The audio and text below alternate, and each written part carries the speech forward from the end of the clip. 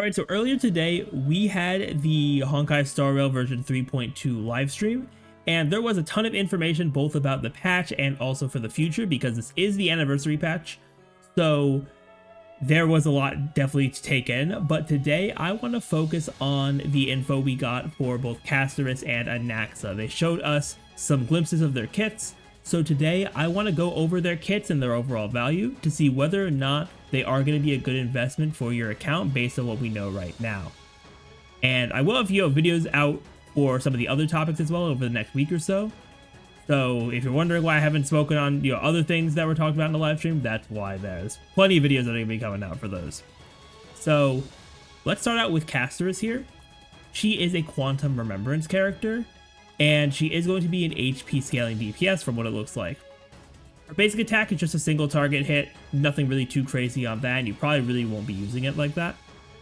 Then, her skill, while it wasn't explicitly talked about in the live stream, it does seem to be a blast attack, and it does seem to consume a percentage of all allies' HP.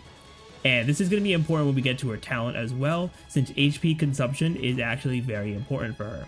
Then, for Castorice's ultimate, this is how you summon the Netherwing Dragon Memo Sprite, and it also does put out a territory. They didn't really talk about what the territory specifically does, but I'm sure we'll get that once we get the creator experience stuff in the coming week, so we'll touch on that when we get there.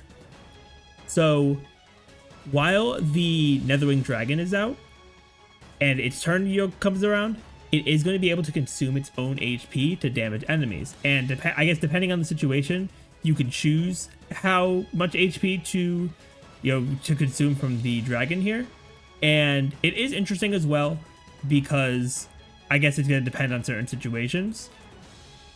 So you can do the attack multiple times in a row without actually ending the dragon's turn, which is interesting. So of course, since I'm not in any creator experience or anything like that, I'll have to see how that is once we actually get more gameplay footage. But it is an interesting mechanic. Maybe there are certain situations where you won't want to burn as much HP as quickly, but we'll see how that ends up turning out.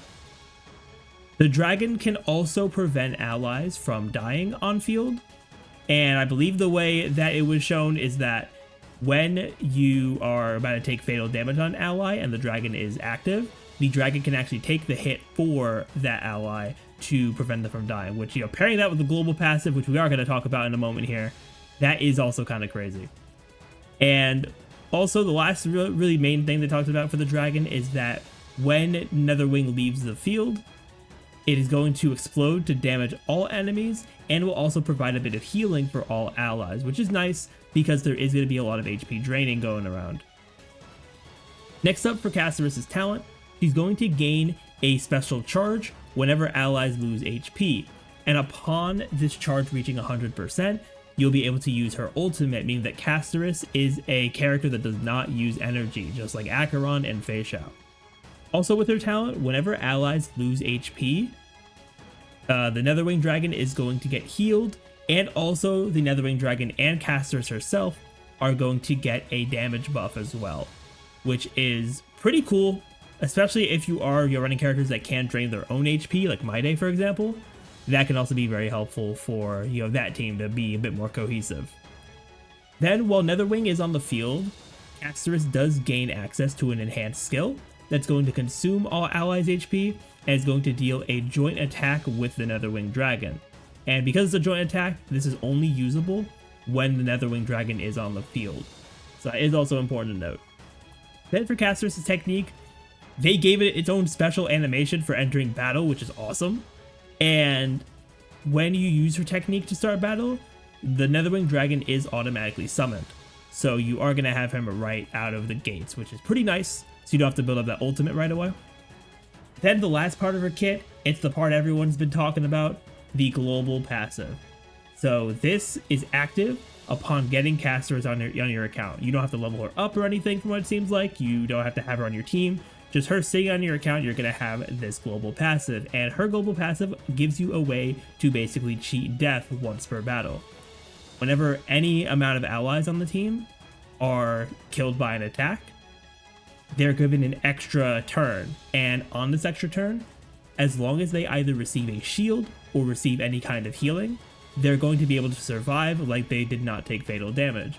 But if you're not able to sustain them in either of those two ways, they are still going to die. So it is, kind of get out of jail free card, but I'm not going to go too crazy about talking about the global passive here because I am going to have a separate video on it.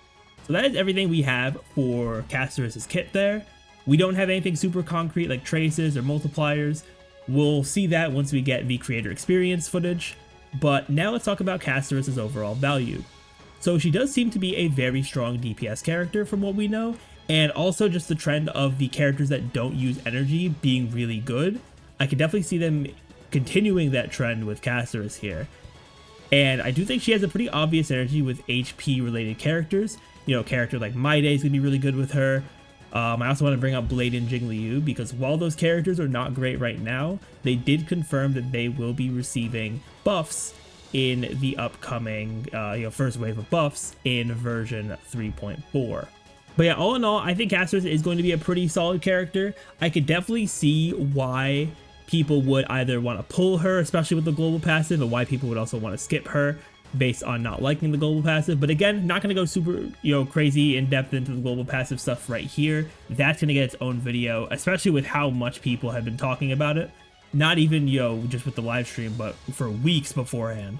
So that is going to get its own dedicated video. Now with that, let's go into Anaxa's kit here, which is a lot more simple of a kit to grasp here. So Anaxa is a wind erudition character, and he does seem to be a sub DPS. His basic attack is also just a single target, attack.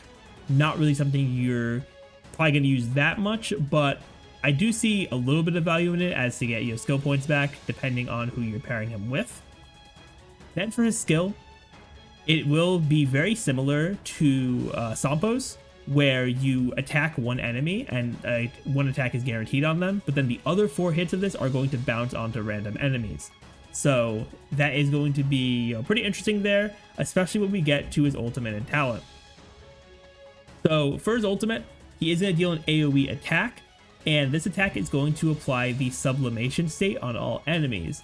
And enemies with sublimation are going to be simultaneously implanted with every single elemental weakness in the game. So that's going to make Anaxa work really well with pretty much any kind of DPS.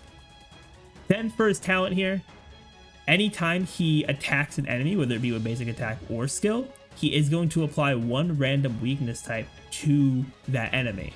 So if you're fighting one enemy and you use their skill, and use the skill on them, you are going to be able to apply one weakness for every time they're getting hit, which is pretty crazy, so that you pretty much will have all the weaknesses on there if it's just one enemy. And upon reaching a certain number of weaknesses on an enemy, which they didn't specify exactly how many, you are actually able to trigger a free use of his skill upon hitting those enemies with either a basic attack or a skill, and this trigger actually does not cost any skill points, so you have even more chances to hit the enemies and even more chances to apply more weakness types, so that he's going to be able to have those up pretty much all the time. So that is everything for Anaxa's kit. They didn't show us his technique, so we'll have to see what that does once the creator experience stuff comes up in a few weeks for him. But let's talk about his overall value here. So Anaxa, I think, is going to be a pretty solid erudition sub DPS. He is going to work well in a lot of scenarios, I feel, just because he's able to apply so many different weakness types. So he's not limited by any kind of, the only thing he's limited by is RNG, but even besides that, his ultimate's going to apply all of the weakness types at once. So even through RNG, there are still ways for you to make sure you have the weakness types you need on enemies. And I think because of that, I think he will end up aging pretty well as we get more erudition characters as well, since those are the main ones that I feel like people are running sub DPSs with for the most part, either erudition or follow-up. But I feel like erudition is going to benefit from him a lot more, especially with a character like the Herda, who has a specific buff on her own kit when she is paired with another erudition character. But I think really any erudition main DPS, like even like Argenti, can probably benefit from Anaxa, especially with him being able to just apply the weakness types all around, so you don't have to worry about those weird like ads who may not have the main boss's weakness type, which is your DPS's weakness type. So a lot of probably a lot of great situations you can have with him going forward. So I don't think he's going to end up being like a must pull probably like right now has less value than Castorice, unless you're someone who is like really heavily invested in using like the Herda. But I do think that he can, you know, maintain a relatively like consistent amount of value as time goes on, especially if we get more Air Edition main DPS characters. So that is pretty much everything from the live stream for Castorice and Anaxa. Like I said, I do have a few more videos I want to make as well from stuff about the live stream for what we're getting both in 3.2 and also even beyond that, because I did have announcements there. I'd love to hear in the comments down below what you think about these two characters.